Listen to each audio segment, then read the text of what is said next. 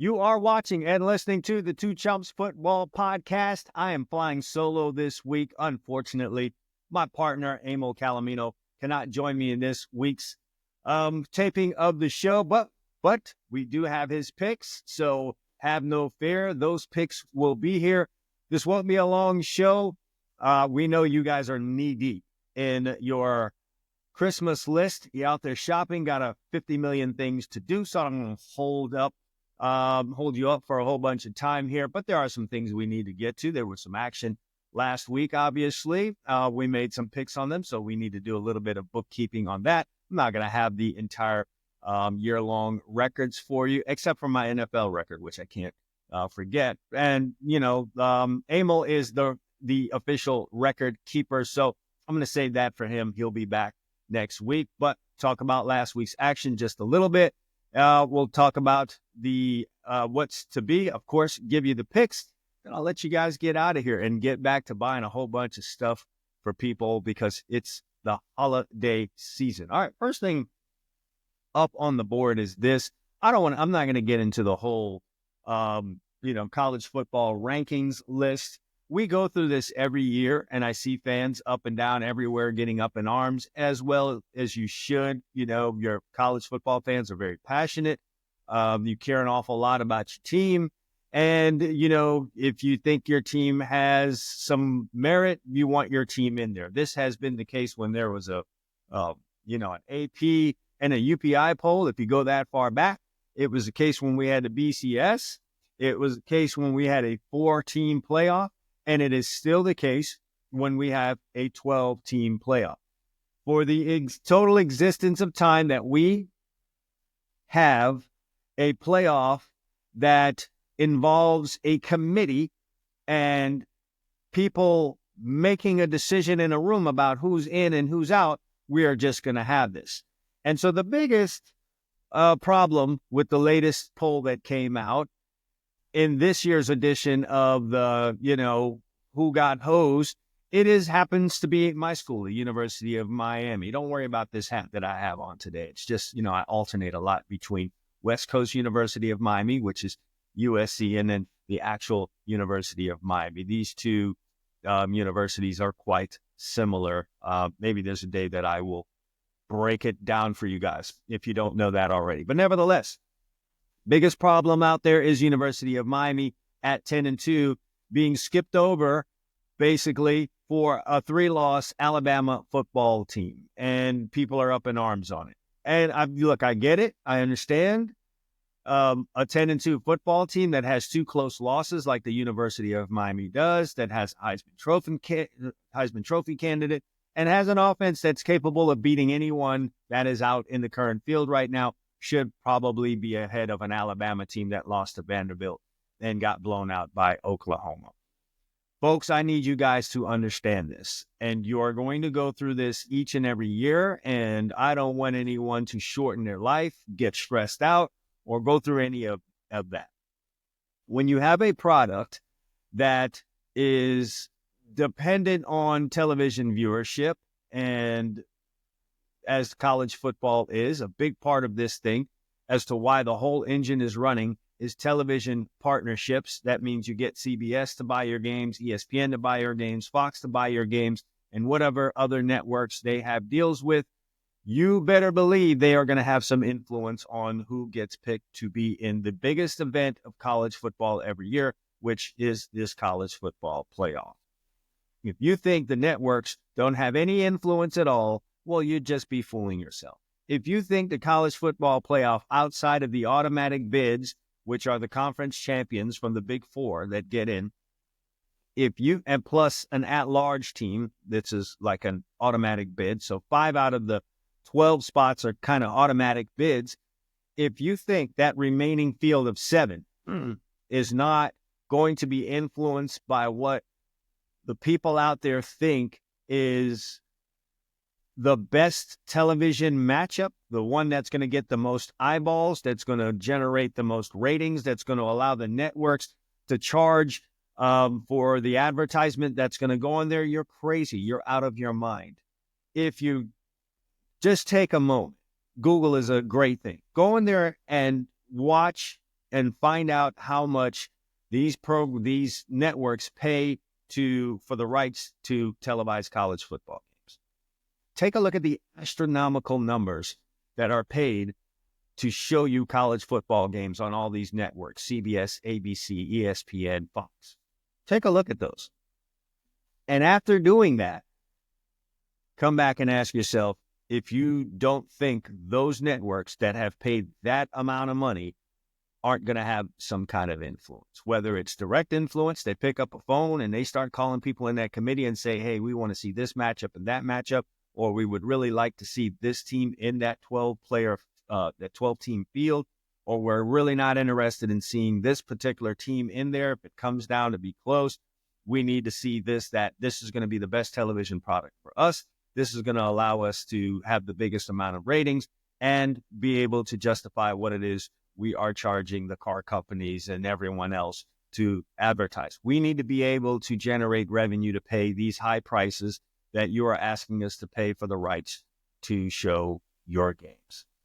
And that's really, folks, what it boils down to. If you thought this thing was 100% about merit and unranked wins versus ranked wins, and you're crazy. Once we start getting to the bottom end of that 12-team field, the decisions become about things outside of what actually happened on that field. Just please know that. That's why I don't get that upset about this thing. Already knew what the deal was going to be when the University of Miami lost to Syracuse. Already knew. I knew that one of those SEC teams with 3 losses was going to leapfrog the University of Miami. I already knew that, and I felt pretty good that it was going to be Alabama, because Ole Miss doesn't have that brand cachet yet like an Alabama does. So I already knew the door was opened, and the University of Miami failed to close it, and so we have the situation that we have. I'm not at all surprised. This has been going on for the entirety of my life. This didn't just start with the 12-team playoff. It went on with the 4-team playoff. Think about why Florida State did not get in last year. It's the same scenario. It's the same deal. It's the same thing. Florida State was without their best player, their most exciting player. And despite the fact that they were an undefeated football team, they weren't going to get into that playoff, because without Jordan Travis at quarterback, they're not a watchable product in 2023. They were not. Let's just be real. You can be the biggest Florida State fan in the world, but you've got to be real about that. Not a watchable product, not the brand of football that's going to drive people to go watch this game during a holiday season. And so when it comes to the University of Miami, the deal is the same. We are not the biggest fan base. We don't pack the house in our home stadium. We are not going to drive television ratings like an Alabama right now. Yes, we, had our time where we were winning and we were controversial, and everyone came to see the University of Miami, but through legislation, they stopped some of the things that we do. And we're not as rebelistic, if I could use that word, as we have been in the past. And so brand-wise, we don't measure up to an Alabama. All right, we live in a coastal city, as Colin Cowherd would say, as does this USC football team. We live in a place where there are a whole lot of other things that can be done on a given Saturday in the fall. And that's just the facts. I'm not here leaning on the University of Miami fans, not doing that. I get it. All right. I'm mature enough to know that I live in South Florida. I love it down here. And for many reasons, and for some of those reasons, that's what might keep an individual away from a football game on a Saturday. We don't pack 80 to 90,000 in every week like they might do in Gainesville or in Tuscaloosa or in Athens or in Columbus or in Ann Arbor or in Austin. There just isn't as much to do. So the football game is everything in those towns, and that's just the way that it is. And so, if you're the University of Miami or teams like that, just know that you can't afford to lose that second game. You can go 11-1. You could do that. But when you go 10-2, you've now put the power in the hands of the networks, and they're not choosing you. Unless It's 1988 or it's 2001. And when we're talking about those years, those teams weren't going to lose 2 games. They weren't. We were in the midst of being at our apex at the University of Miami. So, yeah, you might make some concessions if you're a network. You might call down to a committee if there was one and say, hey, we really want to see these guys in here. They're controversial. They make noise. People want to see them. They drive the ratings. But in this day and age of analytics where everything can be analyzed, the networks have analyzed the numbers. They saw how many people watched the Florida State-Miami game or the Miami versus whatever game it is you want to throw out there, whatever the big matchup was. They saw how many people watched the Miami-Georgia Tech game, the Miami-Louisville game, whatever. They have those numbers. And then they have the numbers for an Alabama versus South Carolina matchup. That's really just what it boils down to. So be disappointed. You can do that. Don't be angry because this is going to happen each and every year. I'm telling you, the bottom 3-4 spots of that 12-team playoff every year will be determined by something outside of what happened on the field. Unless there's a massive gap in any one of these years between the teams that should be in and the teams that are on the outside. Unless there's a massive gap. And by massive gap, I mean, let's say Alabama was a 4-loss team and the University of Miami was a 2-loss team. Well, then now it becomes very difficult to justify leapfrogging one over the other. But in this case, and don't get hung up on what the committee chairman said. Don't. The reasons won't ever make sense to you. They are in a position of the powers that be, the people that pay our prices to televise our games are saying they would strongly suggest that they put this team in there. Now it's on you, committee and spokesperson, to come up with the reasons why that should happen. And they did. They found something that works. Alabama's 3-1 versus ranked teams, and, Miami is whatever they are against them, or don't have ranked wins, or whatever the case may be. They will craft a narrative to fit the decision that has been made. And folks, that doesn't just go on in college football. It goes on in our everyday lives. You guys really just need to open your eyes, look around, and realize that goes on in just about everything. There is a whole, the NFL is fixed crowd.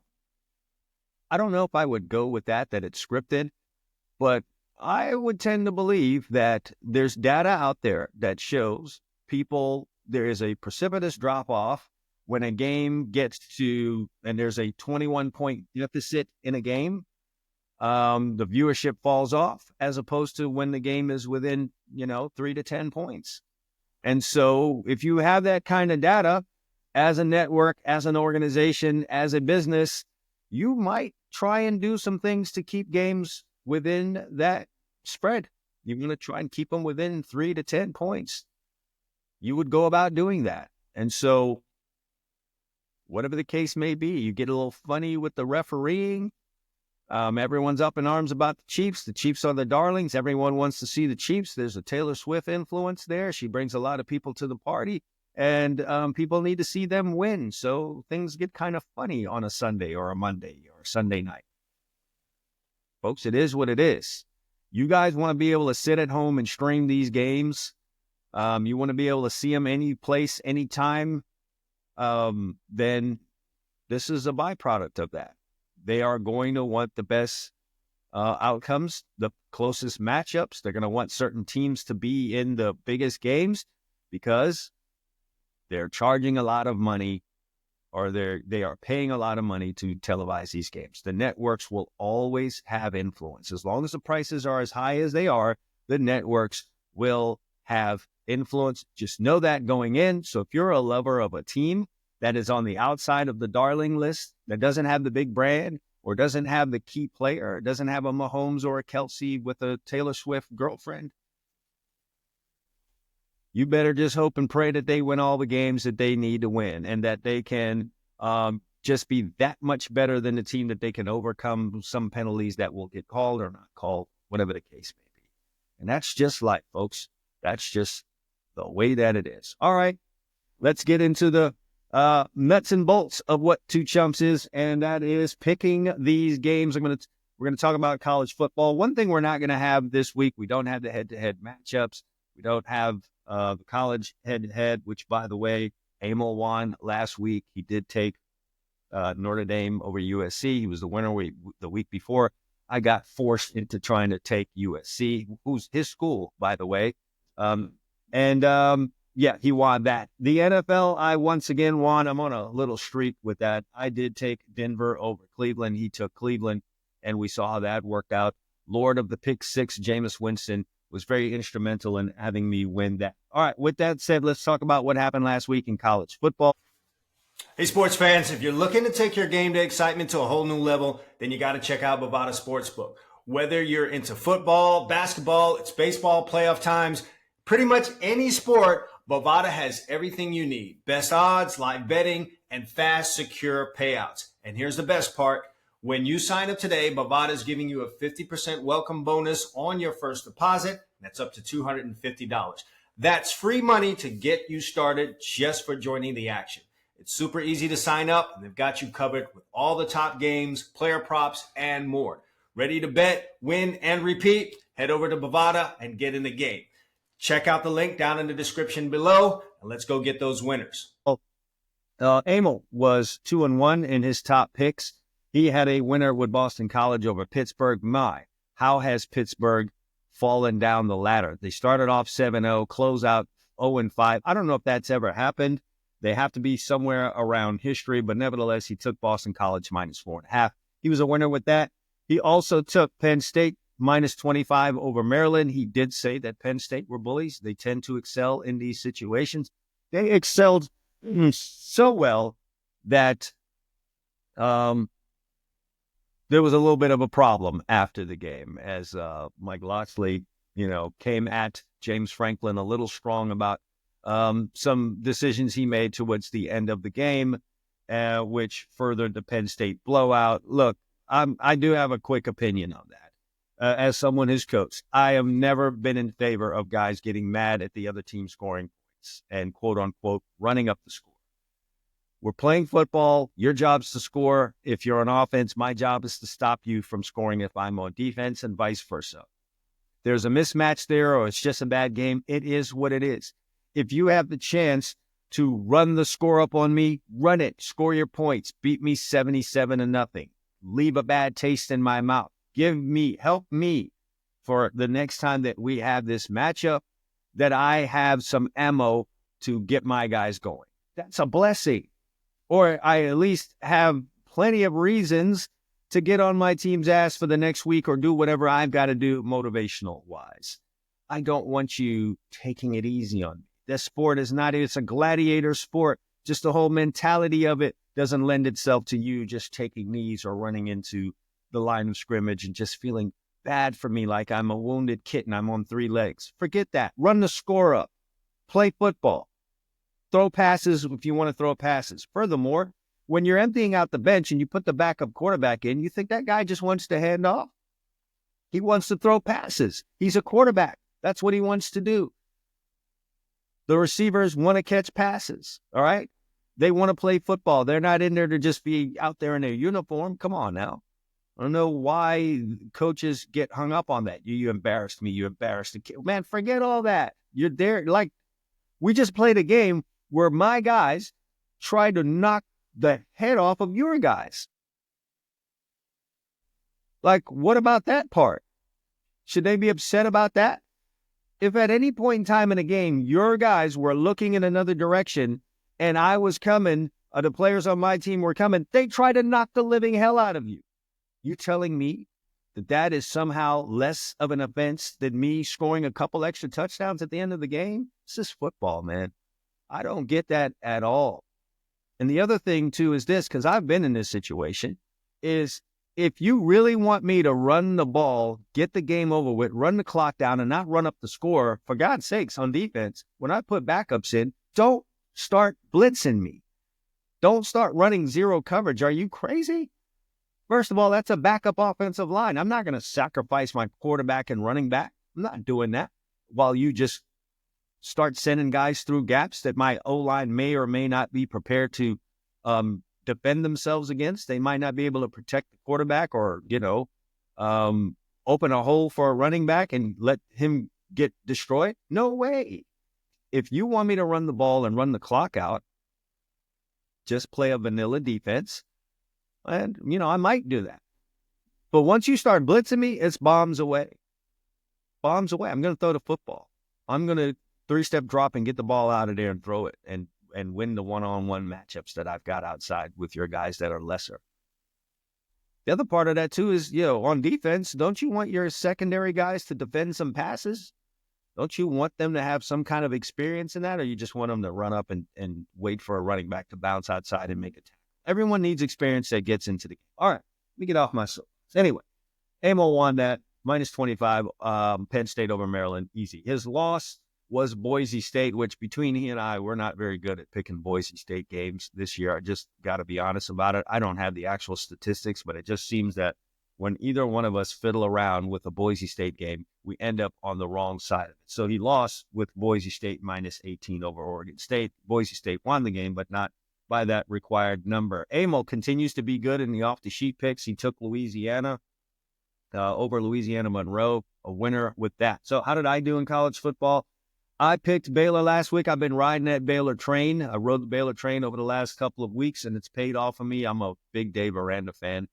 Going way back to his days as DC and LSU and some other places. So easy win over KU, who was really smelling themselves after the Colorado big win. They couldn't get their act together. The easiest pick, I thought, on the board for me was Indiana minus 29 over Purdue. Purdue just has not been it. They checked out a long time ago. They weren't good to begin with, and they checked out midway point in the season. They had no fight at all for an Indiana team that needed to have on paper an impressive win. They needed to do that. And I can tell you, they absolutely knew what the point spread was, and every effort was made to cover it. There's another team that had a big mismatch and did what they had to do. It was on Purdue and their staff to try and stop Indiana from getting to 100. They did do that, but Indiana got to 66, an easy cover of minus 20. My loss, of course, was in the SEC. I thought Oklahoma was turning a corner after they beat down Alabama, the team that is, as of right now, in the top 12 and in their way, seemingly on their way to the college football playoff. Couldn't get it done against LSU. Just could not play defense. That's been my biggest disappointment with the Sooners, is not being able to play defense the way that I feel like a Brett Venables team should be able to play defense. They couldn't do it. LSU moved up and down the football field, and so I took a loss there. So I was 2-1 in my top picks. I have not been as good as Emil in the off-the-sheet picks. I had Army. Army won, but did not. They won by 4. They needed to win by 7 over UTSA. Army had a chance to cover that number late in the game, but seemingly could not get themselves in the end zone to cover that number, and so didn't get that there. All right, so what am I doing this week? It's championship week, so it's difficult between Emil and I to make picks here that didn't counteract each other or didn't cross over, but we managed to do that because, we kind of liked what we saw in some of these games. As it pertains to Emil's picks this week, you're getting these with no frills. I just have the picks. I don't have any reasoning why. He will sort that out for us next week. So I'm going to start off with Emil's picks. Emil likes Iowa State. He thinks they are the team to go with here in their matchup in the Big 12 championship game against a surprising Arizona State football team. Arizona State might be one of the biggest surprises in college football this year, if not the biggest surprise. It would be crazy if Arizona State comes from a conference that got dismantled last year, which was the Pac-12, and they were a bottom feeder in that conference. What a turnaround that would be if Arizona State comes over into the new Big 12 and wins it. Emil doesn't think that's going to happen. He likes Iowa State as a 2-point underdog in this game.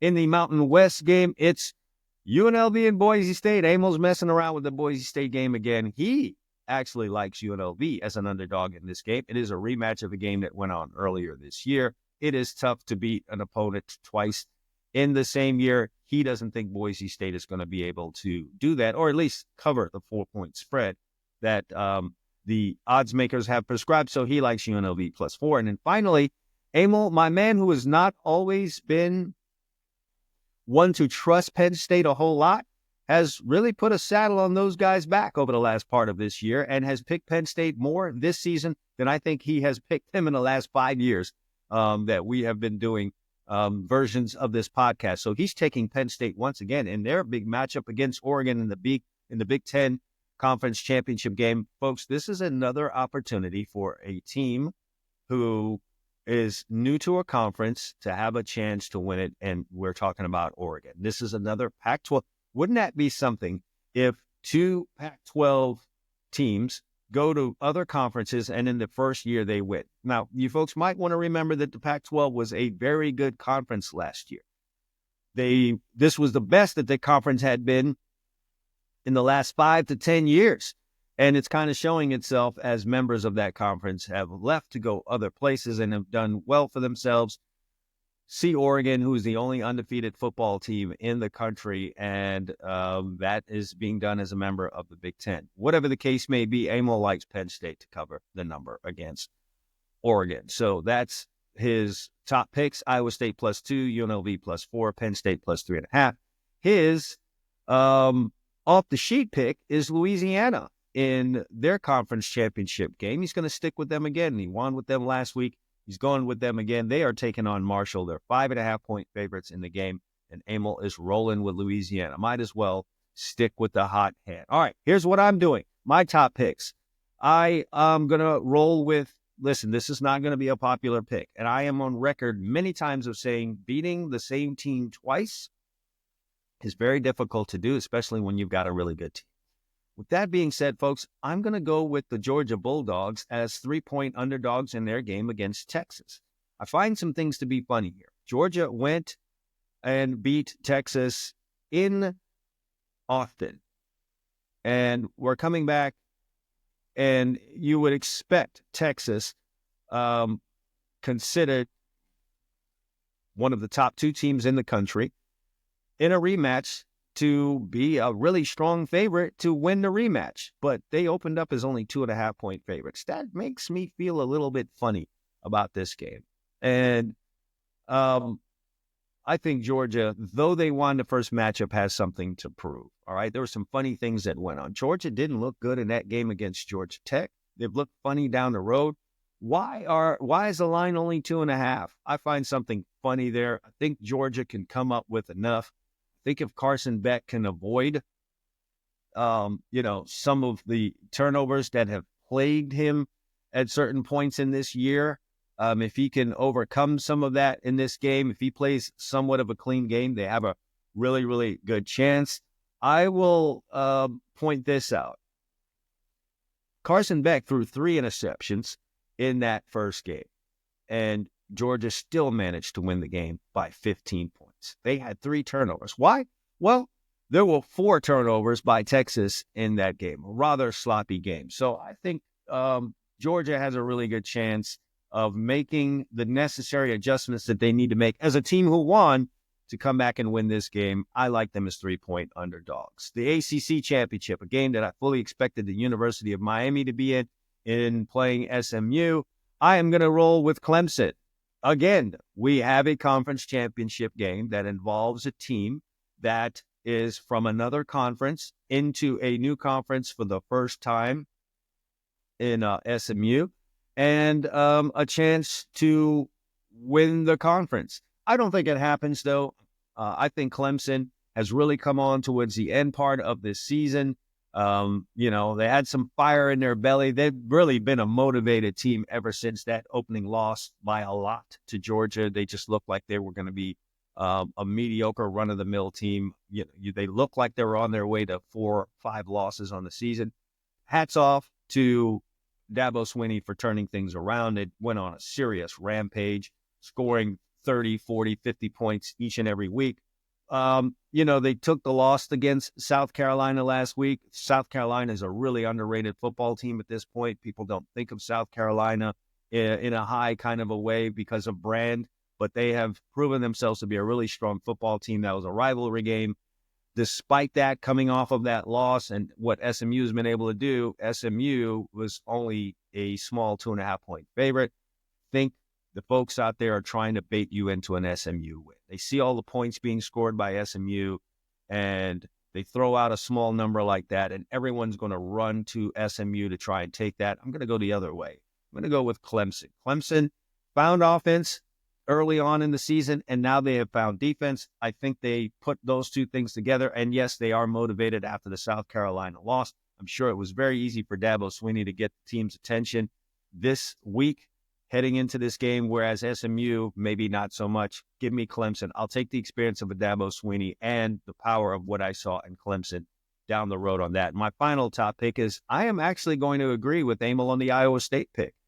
I don't think Iowa State should be underdogs in this. I think Arizona State has really operated this year by flying under the radar and being an underdog because not much was expected from them coming into this. Now that we're going to have some expectations out of Arizona State, I think we're going to see some different things. And folks, if we know anything about Iowa State, they are a scrappy football team that will fight you tooth and nail. And I'm not sure if Arizona State is ready for something like that. Arizona State doesn't really have a whole lot of experience in the whole championship thing as well. So in a small, close game like this, give me Iowa State to win it because they're more apt to win this kind of football game than Arizona State is. Great season, Arizona State. It's a nice story, but I think it ends. I'm agree with Emil. Emil and I both agree on this pick. It's Iowa State +2. So I've got Georgia +3, Clemson +2.5, and Iowa State +2. My off-the-sheet pick is going to be Tulane. Yes, I backed Army last week.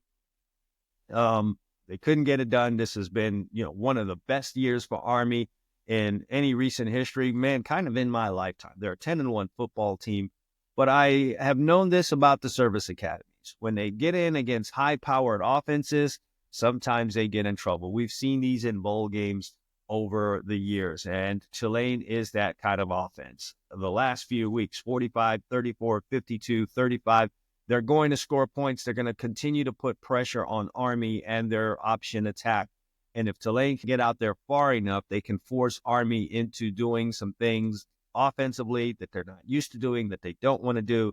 And I would back them in that. Just a couple of weeks ago, Tulane had the fortune of taking on another service academy that runs an option-style offense, and they totally decimated that, destroying Navy 35-0. There's something to be said for that. There's just they have experience against it. Obviously, Tulane knows how to operate against this kind of an offense. And while Army might be a better version of that kind of offense, they're very similar. Tulane has gone against it, did very well. I like Tulane to continue that here and with their offense put too much pressure on Army to stay in what it is they do offensively. So give me Tulane -5. And that's going to be it for the college football picks. Going to slide on over now to the NFL. Talking about how we did last week. Both Emil and I went 2-1 last week. Emil had winners with Philadelphia over Baltimore. I mean, he's been all Pennsylvania lately. About time that guy backs his home state's teams. But he took Philadelphia +3 versus Baltimore. That was a pretty solid pick. I think a lot of people were going with Baltimore. He also took the Arizona Cardinals in their game over Minnesota. Almost had an outright winner there, but the Cardinals found a way to lose that by 1 point, though, so he did pick up the win as he took the Cardinals +3.5. His lone loser was trusting the New Orleans Saints as 2.5-point underdogs versus the Rams. Did not happen as the Rams picked up the win and covered the number there. So he ends up being 2-1. Again, Emil has the full stats on his on how he's been doing for the year. And so I don't have his numbers for you. Again, I was 2-1. I had the Turkey Day winner with Green Bay -3 over Miami. That was an easy pick for me to make. The temperature was under 30 degrees and it was windy. I've seen this version of the Dolphins offense before, and it's ugly. Doesn't work very well. Now, they did do better offensively than I thought they would. I will say that. but defense wasn't able to operate. And this is Green Bay they have two teams in their division that are threatening to run away between Minnesota and Detroit. There's no way Green Bay can invite the warm weather Dolphins up there on Thanksgiving and lose that. Easy pick for me to make. The number was outrageous. So easy win there with Green Bay -3 over Miami. I had to twist and turn and fight and hem and haw to get this victory, but I did win with Seattle -2 over the New York Jets. The Jets figured out a way to do what they've been doing all year long, and that is to muddy and mess some things up. There was some speaking of the Zebras being involved in this, and maybe they were, maybe they won't. Whatever the case may be, turned into a win for me. I got the Seahawks -2 over the New York Jets. And once again, man, I got backdoored. This back-to-back weeks, I should have been 3-0. All right, I'm in the midst of one of the all-time great NFL seasons, and I've been hosed 2 weeks in a row. Houston had this game handily in hand versus Jacksonville. The big story out of that game was, of course, the hit on Trevor Lawrence that turned into fights and suspensions. But the big deal for me was that they had an easy time here, and they let Jacksonville get back in it, score a late touchdown, of course, and Houston did get the win, but they didn't get the cover. So I took a loss with Houston -4 over Jacksonville. They ended up winning by only 3, so I ended up 2-1. Folks, my record on the year is 27-11-1 picking NFL games. 13 weeks into the season, I'm 71%. Man, if you're not following me on the NFL picks, what are you doing? What are you doing? This is a historic season that is taking place. You need to get on board with this. There are no really pressing NFL issues for me to talk about, so I'm going to keep this no frills, give you the picks. Here's what Emil's going with this week, again, without explanation. He likes the Dolphins -6. The Dolphins need to clear up the stink from that. And speaking of stink, they get the Jets. So he likes them at home -6 over the New York Jets, who no one knows what the hell they've got going on. He is going to back the Los Angeles Chargers in their game on the road against the Kansas City Chiefs. We must admit the Chiefs have not been impressive this year. They have pulled out victories out of where from many, many times. He doesn't think that happens this week. He likes Chargers +4. And then he's going to back his Dallas Cowboys on Monday night against the Bengals. He likes them as 5.5-point underdogs. By the way, Emil's Survivor pick this week is also one of his top plays. He likes the Dolphins. So if you guys are alive still in your Survivor pool, you're doing well. If you're 13 weeks in, we're going to week 14, you're still alive. Kudos to you. You got a good chance you might be picking up that money. He wants you to take the Dolphins if you still have them available to pick. What am I going with this week? Once again, I am forced. I don't know how many times I have to look this up that I have picked the Minnesota Vikings over the last 6-7 weeks, but I am going to do it again.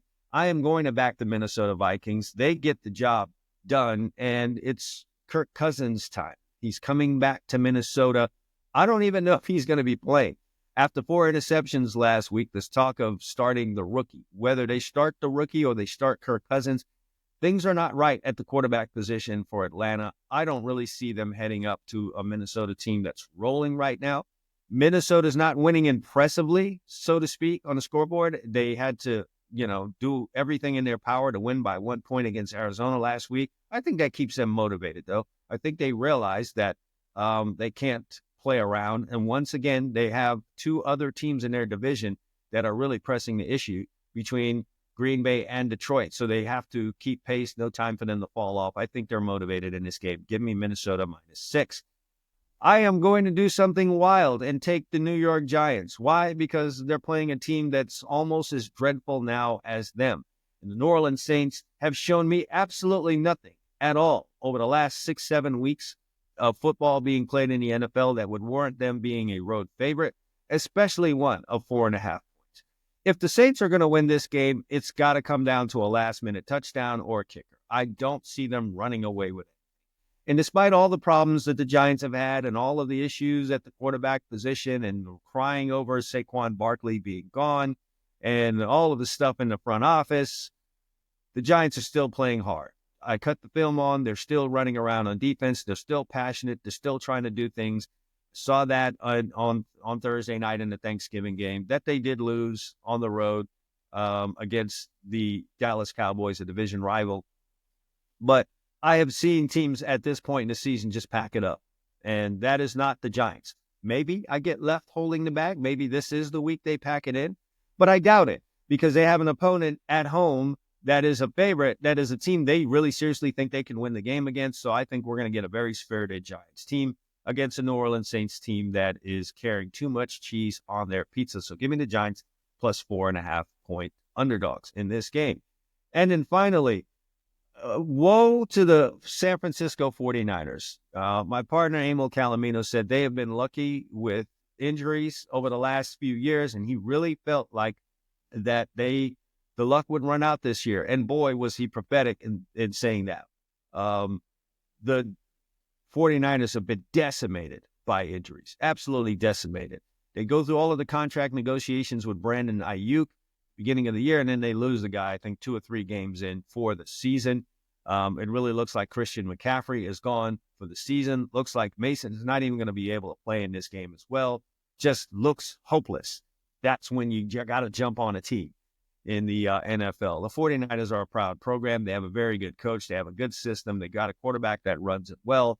And I'm sure they can plug in some pieces and some parts here to get themselves a solid win against what is a very winnable game on their schedule. And if the 49ers have any visions of all of trying to get into this NFL playoffs and figure it out once they get in there, if they want to have any chance at that, they must beat a struggling Chicago Bears football team that let their coach go this week because he doesn't know how to use timeouts. And the team was disgusted with him and has a rookie quarterback that's up and down, more down than up, and a disgusted passing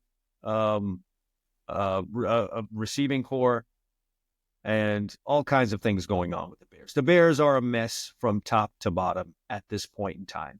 And if the 49ers allow the Bears, being the mess that they are, to come into their stadium on Sunday and get a win, well, then the 49ers can kind of pack up their 2024 campaign.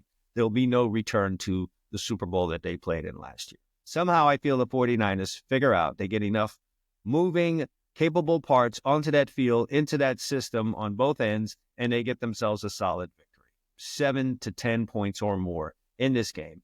And with them being 3.5-point favorites, I'm going to roll with the 49ers. So recapping things, I've got Minnesota -6, Giants plus 4.5, San Francisco -3.5. Emil has the Dolphins -6. He's taking the Chargers +4, and the Cowboys plus 5.5. And that's it. That's all that we've got time for you here.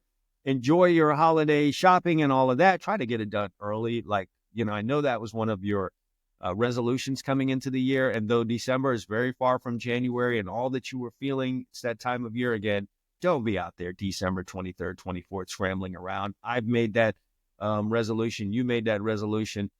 Let's get good on that. Get all that done, but get your football in, get your picks in, and enjoy your weekend. We will be back with you next week to wrap everything up. Emil will be here with us. But for this week, it's just me, and for me and myself and I, thanks for watching the Two Chumps Football Podcast. Check out our sponsor, Bovada Sportsbook. Give this video a like, and if you've not already, please go ahead and subscribe to the channel so you don't miss out on the next great Two Chumps Football Podcast. All right?